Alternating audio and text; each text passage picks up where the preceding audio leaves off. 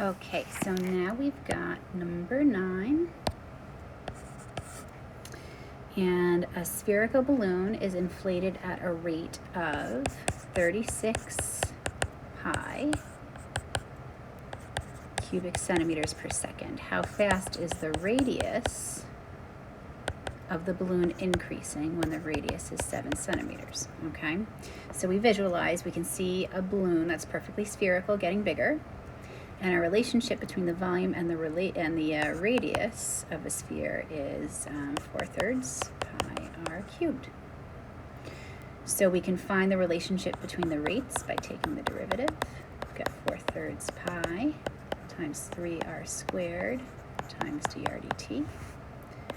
Those 3's cancel, and we have 4 pi r squared, so 7 squared, dr dt.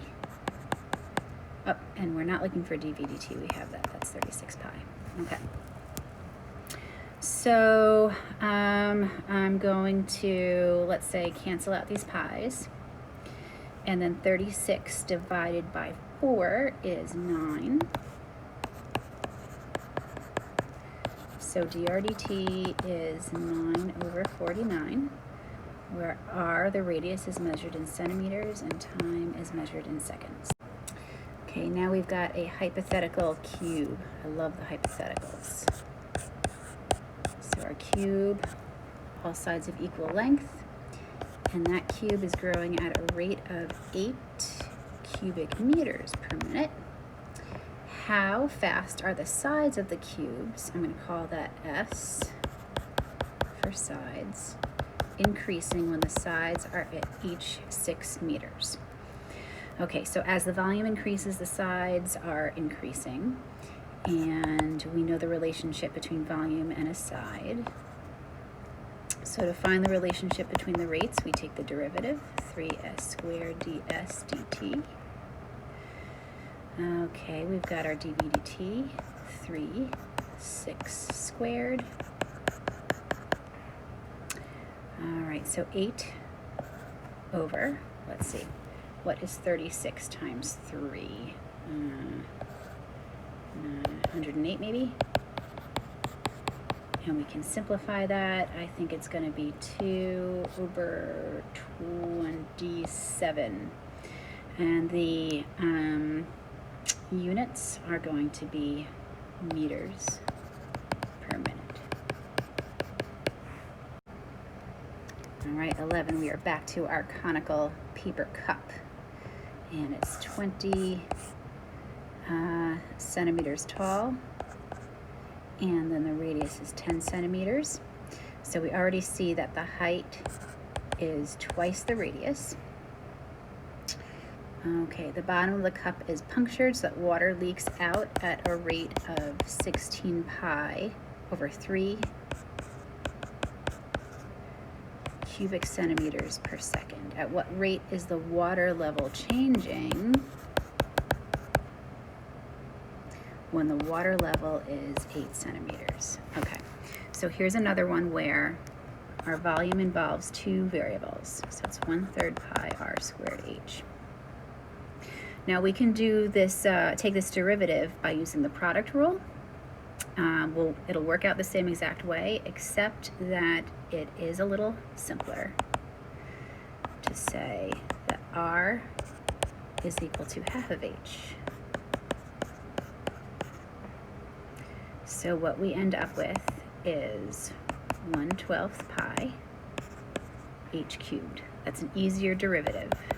dv dt is 1/12 pi 3h squared dh dt.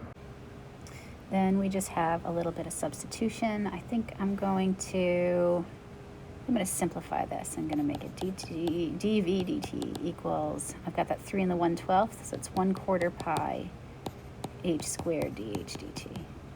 Okay, so my substitution, I've got negative 16 pi over 3 equals 1/4 pi times 8 squared dh dt. I'm going to cancel out these pi's, And let's have some fun with arithmetic. So it's going to be negative 16 thirds. We're going to end up multiplying by 4, but then dividing by 8 squared.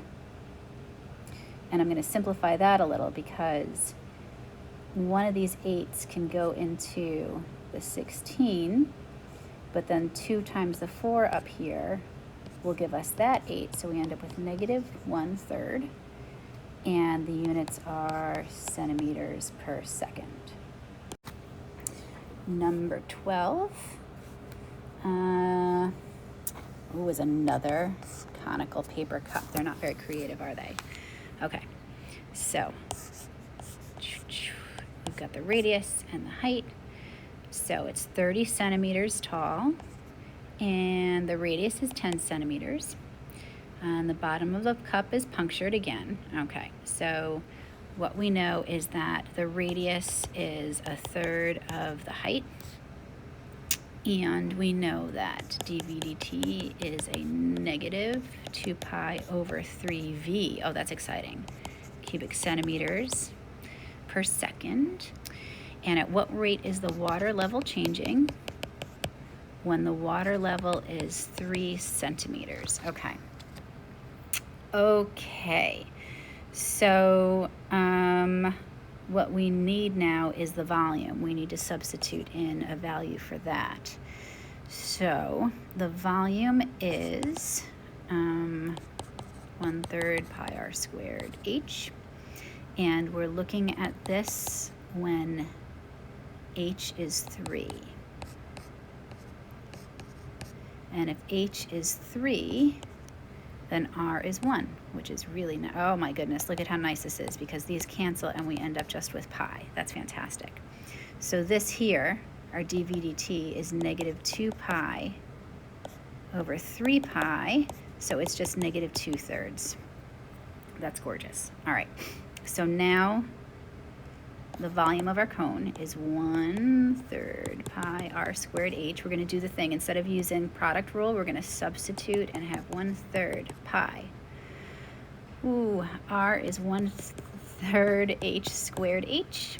Okay, so 1/27 pi h cubed. Then our derivative, dv dt equals 1/27 pi 3h squared dh dt. Notice in all the stuff that we're doing that this is the only step that's calculus. The rest of it is geometry, algebra, arithmetic. Okay, I'm going to simplify this guy, and I'm going to make that 1/9 pi h squared dh dt. I didn't plan out my room here, so I'm going to go to the top and do some substituting. So dv dt is negative 2/3, which is equal to 1/9 pi h squared, h is 3, and then dh dt. So this is lovely because these two things cancel. So we're just going to divide both sides by pi. So we get negative 2 over 3 pi centimeters per second is our dh dt. 13. A spherical snowball is rolled in fresh snow, causing it to grow so that its radius increases at a rate of 3/r inches per second. How fast is the volume of the snowball increasing when the radius is 2 inches? Okay. All right, so we know that our volume of our snowball is given by this 4/3 pi r cubed. But r in this case is 2, so I'm just going to say that this is 3/2 inches per second. Okay. Then our derivative is 4/3 pi 3r squared dr dt. This 3 cancels with that 3. We get 4 pi r squared dr dt, which is 4 pi 2 squared 3/2. I'm going to cancel out those 2's, and I've got a 4 times a 2, which is 8, times 3, which is 24 pi. And the volume is in cubic, not centimeters. Oof, that was the last problem. Is in cubic inches per second. 14 is another spherical balloon that is inflated at a rate of 256 pi over 3 cubic centimeters per second. How fast is the radius of the balloon increasing when the radius is 4 centimeters? Okay, so here's our sphere. Here's our derivative. Whoops, ddt is 4/3 pi 3r squared dr dt. 3's cancel. 256 pi over 3 equals 4 pi 4 squared dr dt. Okay, what can we simplify here? We can cancel that, and then we've got this 4 cubed. And this works out rather nicely because 4 cubed is 64. And I think 256 divided by 64 is 4. If not, it's pretty darn close. So we get, this is centimeters per second is our dr dt. 15, another hypothetical cube, shrinks so that the sides are decreasing at a rate of 4 meters per minute. At what rate is the volume of the cube changing?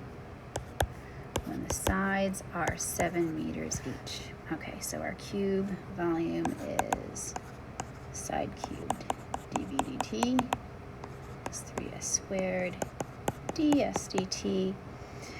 3, 7 squared, -4.